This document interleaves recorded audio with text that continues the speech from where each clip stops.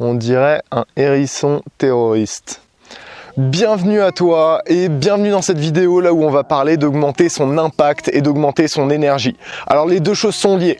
Pour avoir plus d'impact, il te faut plus d'énergie. Donc je vais te donner mes astuces et les conseils que j'applique moi-même à chaque fois qu'il s'agit d'augmenter son énergie. La première chose que tu dois comprendre quand il s'agit d'augmenter son énergie, c'est par exemple quand tu arrives en soirée ou dans une boîte, si jamais tu es tout seul ou même si jamais tu es avec un groupe, essaye pas de tout mettre sur la table maintenant. Tu sais, imagine que tu es en boîte, tu vas y être pour 5 heures, 6 heures, ou tu vas y être pour 3 heures ou pour 2 heures, ça dépend de tes objectifs.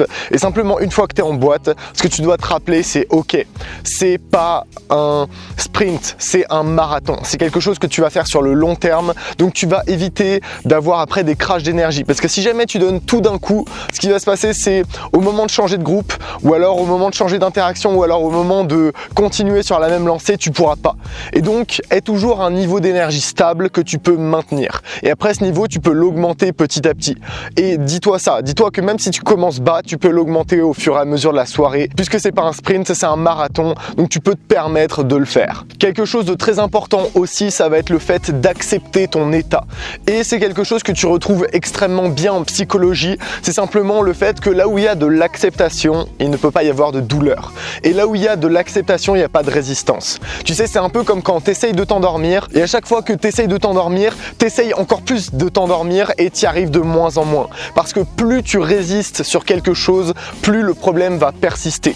L'astuce, c'est donc ça, c'est donc d'accepter le fait que tu n'y arrives pas et juste de faire ton mieux sur le stade qui est en dessous. Par exemple, si jamais tu essayes de t'endormir, tu vas pas chercher à t'endormir, tu vas chercher à te reposer le plus possible. Et rien que le fait d'accepter le fait que tu t'endormes pas, tu vas arrêter de résister et tu vas arrêter de te tourmenter en mode oui mais j'arrive pas à m'endormir, et donc tu vas atteindre ce point là où tu t'en fiches et là où tu vas te reposer. Et en te reposant et en acceptant le fait que tu n'arrives pas à t'endormir, tu vas t'endormir. Ça c'est quelque chose d'assez basique, c'est la même chose avec ton énergie. Accepte le fait que ton énergie elle soit pas toujours au top. Accepte le fait que oui parfois tu te sens déprimé, oui parfois tu te sens un peu mal, oui parfois tu te sens comme ça énervé, etc. etc. Et à partir du moment où tu l'acceptes, donc ça c'est déjà une chose. Et ensuite les gens que je coach ou les gens qui sont avec moi en train de faire de la séduction, généralement ils me demandent tiens mais je suis en train de l'accepter, je suis tout seul dans un coin, je suis en train d'accepter le fait que j'ai pas envie d'aborder. Et c'est pas ça la solution, parce qu'ils sont avec leur verre comme ça, ils attendent et ils acceptent le fait qu'ils aient pas envie d'aborder. Non, c'est tu l'acceptes et ensuite tu agis. Tu agis parce qu'à partir du moment où tu agis, tu te dis ok, je suis ok avec ce que je ressens. Et donc à partir du moment où tu acceptes ça, tu permets à cette situation de changer. Tu permets à ton état de changer et tu permets à toi-même de te mettre en état de flow, de te mettre dans un meilleur état, etc. À la base, tu peux être énervé, accepte-le, ok, je suis énervé, et passe à autre chose en prenant le maximum d'action. Un des exemples les plus connus pour le décès d'un proche, c'est cette courbe-là, et tu vois que la douleur, voilà, elle est de plus en plus grande au fur et à mesure que tu remontes dans le temps. Et donc, il y a plusieurs phases dans un décès. Bien sûr, les phases sont plus ou moins marquées selon les personnes. Il y a des personnes qui sautent carrément des phases. La solution la plus efficace pour ne plus ressentir la perte d'un proche, c'est simplement de l'accepter. Ok, il est parti. Et à ce moment-là, si jamais tu l'acceptes, tu vois que tu passes toutes les autres phases. Tu passes la phase du déni, tu passes la phase de la colère, tu passes la phase de la négociation, je crois que ça s'appelle comme ça. Bref, tu passes toutes ces phases-là pour arriver aux deux premières phases. Oui, tu reconnais que ça existe et tu l'acceptes. Et ces deux phases-là, à elles seules, suffit à ce que tu puisses rapidement passer à autre chose. Imagine, si jamais tu viens d'avoir une crise dans ta vie et que tu l'acceptes jamais, dans ce cas, tu n'autorises jamais ta meilleure partie de toi à agir. Et si jamais t'es pas autorisé à agir, dans ce cas, t'es pas autorisé non plus à voir les opportunités. Tu dois accepter le fait que tu viennes de perdre quelque chose pour pouvoir après gagner autre chose. Tant que t'es concentré sur la perte, tu pourras pas voir les opportunités autour de toi. Et c'est exactement la même chose avec une rupture. Par rapport à l'énergie, on a tous des leviers plus ou moins différents. Par exemple, un de mes leviers les plus grands, c'est le fait d'avoir du fun avec tout le monde, de plaisanter avec tout le monde, de ne rien demander et à ce moment-là, ça me détache des résultats et je me sens beaucoup plus libre. Et la deuxième chose, c'est de faire des bras de fer.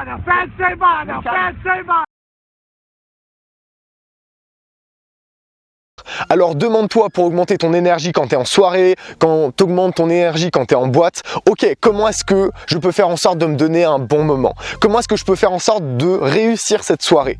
Et bien sûr, on a tous des leviers différents, c'est à toi de trouver les tiens. Je t'en donne quelques-uns, par exemple le fait d'aller voir les gens, le fait de juste aller donner des compliments et partir après, etc., etc. Rien que le fait que tu quittes les gens sur une note qui est haute, ça va ramener l'énergie. Et dis-toi ça, dis-toi qu'à ce moment-là, même si quand tu les as approchés, c'était pas génial, si jamais tu quittes sur une note haute, tu seras toujours dans la bonne humeur, toujours dans ta bonne énergie si tu veux. Une autre chose intéressante, c'est par exemple le rejet. Ça, tu le vois très bien avec le rejet. La plupart des mecs, quand ils se font rejeter, à quoi ressemble leur tête? Leur tête, elle doit sûrement ressembler à ça. Et ils sont pas contents. Et ils sont vraiment pas contents de s'être fait rejeter. Et du coup, ils approchent la fille, ils se font rejeter, frowny face, ils froncent les sourcils et devine quoi, à ce moment-là ils partent et ils sont pas contents. Devine quoi, même quand tu te fais rejeter, c'est à toi de choisir quelle est ton énergie. Et même à ce moment-là, tu as la décision et tu as le choix d'en faire ce que tu veux. Tu te fais rejeter, très bien. Oh, comment elle a osé me rejeter.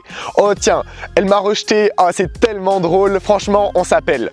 Voilà, tu peux balancer des blagues et le fait que tu restes dans le côté humour, ça fait que tu te prends toi-même pas trop au sérieux et ça évite de dramatiser la chose. Rends-la ridicule en l'exagérant plutôt que en te concentrant sur le négatif. Bien sûr que la fille elle t'aime pas, mais si jamais tu dis quelque chose comme « Ah, c'est parce que je suis pas riche hein », alors qu'elle est en train de partir et qu'elle t'écoute même plus, là c'est beaucoup plus fun pour toi-même parce que tu rends ça un peu plus épique. La règle de base après ça, c'est l'alimentation, mais ça je vais éviter de te redire des conseils qu'on te dit déjà de partout, c'est-à-dire manger des aliments qui sont pas tout préparés, parce que les aliments tout préparés, il y a beaucoup de sel, etc., etc.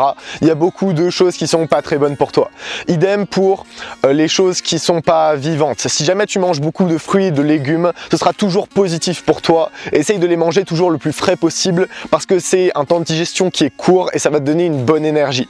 Et si jamais tu continues comme ça, par exemple quand tu es en soirée ou en boîte, tu peux juste avoir quelque chose de basique, c'est des barres protéinées. C'est juste la vie. Donc devine quoi, quand tu es en soirée ou en boîte, personnellement j'en ai toujours avec moi et c'est quelque chose que je prends chaque fois, c'est des barres protéinées. Simplement parce que oui, à 1h ou 2h du matin ou 3h du matin, oui, tu vas avoir faim si jamais tu as mangé à 19h. Donc ça, c'est quelque chose de tout simple et c'est quelque chose de basique mais qui est toujours intéressant de faire. Et la dernière chose par rapport à l'énergie, ensuite je partirai dans une petite anecdote, c'est le fait que ta séduction, tu dois l'adapter à ton énergie. Tu te sens déprimé, ok, c'est le temps pour la séduction du déprimé. Tu te sens énervé, ok, c'est le temps pour la séduction du bad boy. Tu te sens mal, tu te sens pas très en forme, ok, c'est le temps pour la séduction du mec qui est pas très en forme et qui a pas d'énergie. Devine quoi, au moment où tu l'acceptes et au moment là où tu vas prendre des actions, au moment là où tu décides d'agir, ça ira déjà mieux. Et au bout de 1 heure, même si tu as commencé en étant très énervé, tu pourras finir en passant un bon moment et en t'amusant. Même si tu détestes tout ce qu'il y a autour de toi, le seul moyen que ça change, c'est que tu l'acceptes et que tu agisses. Maintenant, je vais te parler d'un concept dont j'ai déjà parlé un peu plus en détail dans mes formations, c'est le fait que la séduction est un monstre. Et bien sûr, c'est en lien avec ton énergie. Pourquoi est-ce que je dis que la séduction c'est un monstre? Parce que par exemple, la dernière fois j'étais simplement en boîte et j'étais au bar et comme un connard, je ne bois pas d'alcool. Déjà parce que je suis diabétique et ensuite parce que pour travailler ta séduction, c'est plus intéressant de ne pas boire. Parce qu'au moins tu es conscient, tu sais que si jamais tu abordes, c'est toi qui abordes, c'est pas toi sous l'emprise de l'alcool, etc., etc. Tu sais que tu travailles ton skill du courage et non pas ton skill du mec alcoolisé. Passons cette anecdote, donc j'étais en train de boire mon verre d'eau au bar et cette fille qui est à côté de moi, beaucoup plus âgée, elle est blonde, elle est pas mal et elle se retourne vers moi, elle me dit bon tu vas me payer un vodka je sais plus quoi, vodka Red Bull ou quelque chose comme ça. Et je lui dis ok, si jamais t'avais voulu qu'on te paye un verre, t'aurais plutôt dû demander à quelqu'un qui est riche, qui a pas de barbe et qui est pas l'air complètement bizarre et chelou et qui boit pas de l'eau. Et quand je lui ai dit ça, je suis juste reparti avec mon verre d'eau parce qu'on venait de me servir et devine quoi, cette fille elle est revenue vers moi, elle m'a dit oui mais les mecs comme ça, j'en croise tout le temps.